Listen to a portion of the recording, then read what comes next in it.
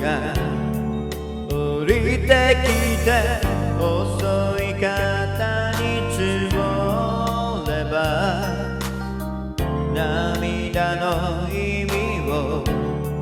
噛みしめようすべて話さなくていいよ言い出せない苦しさをわかってるつもりだから椅子でさら肩に回した僕の腕ほどけばリストでさらそれで終わるよ君の勇気にここから僕の愛はもうついてゆけなくて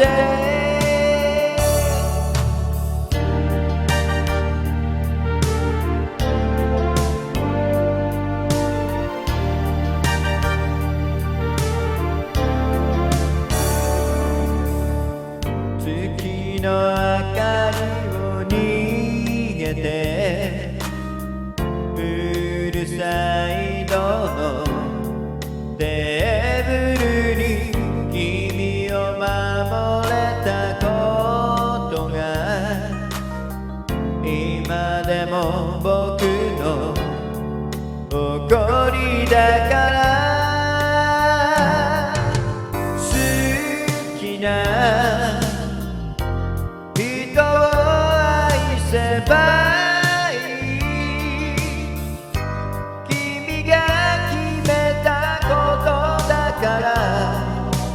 最後まで信じ続けてリストでさえ口に出せない声に耳を澄ま